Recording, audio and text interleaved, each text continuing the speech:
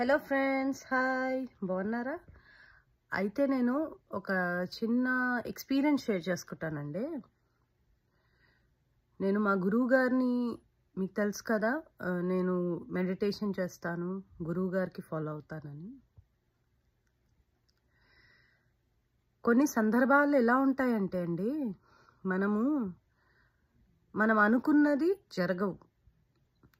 జరగనప్పుడు నాకు మొదట్లో కోపం వచ్చేది. అయితే బయటి వాళ్ళు ఉన్నారు కదా, ఎవరైతే గురుగారి గురించి తెలియని వాళ్ళేమనేవారంటే, మీ గురువు గారు, నువ్వు మెడిటేషన్ చేస్తావు కదా, మీ గురువు గారు కదా, చెయ్యాలే కదా అని అన్నప్పుడండి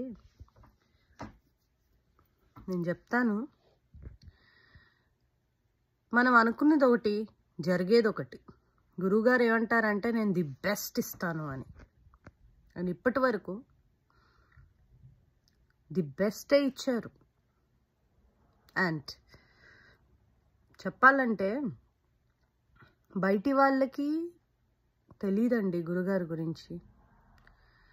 అంతెందుకు లోకం మీది మాట, ఒకసారి మనం ఒకటి కావాలనుకుంటాం, కానీ అది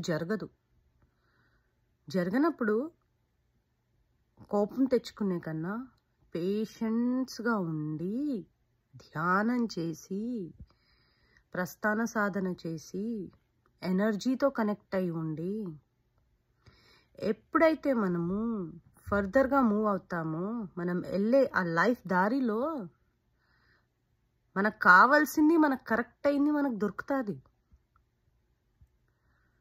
అది అక్కడ ఆగింది అని అంటే అర్థం అది మనకు కరెక్ట్ కాదు అని. నాకు కావాల్సిందల్లా నేను సాధన చేసి సాధిస్తాను అనేది కాదండి. సాధన చెయ్యాలి, మనకు కరెక్ట్ అయింది మనకు రావాలి అని గురుగారి పైన వదిలేయాలి. అది నేనేం చెప్దాం అనుకుంటున్నాను. బయటి వాళ్ళు, రే నువ్వు మెడిటేషన్ చేస్తావు కదరా, నువ్వు ఇది చేస్తావు కదరా, మళ్ళీ ఎందుకురా నీకు ఇలా అవుతుంది. కష్టాలు అనేటివి అందరికీ ఉంటాయి. నా లైఫ్లో నాకున్న కష్టం వేరే వాళ్ళు మోయలేరు. అమ్మో కష్టం, ఇది కష్టం అంటారు. కానీ ఆ కష్టాలని ఎదురించి మోసే ధైర్యం ఇచ్చి దాంట్లో నుంచి పాజిటివిటీ తీసి లైఫ్ని సక్సెస్ చేసే ప్రయత్నంలో సక్సెస్ అవ్వడమే మా గురువుగారు మాకు ఇచ్చిన strength.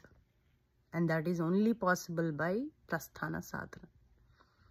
So never, if it is for the people who say meditation చేస్తున్నావు కదరా, ఎందుకు అవుతోంది, నువ్వు మెడిటేషన్ చేస్తావు కదరా, హ్యూమన్ మైండే అంతా.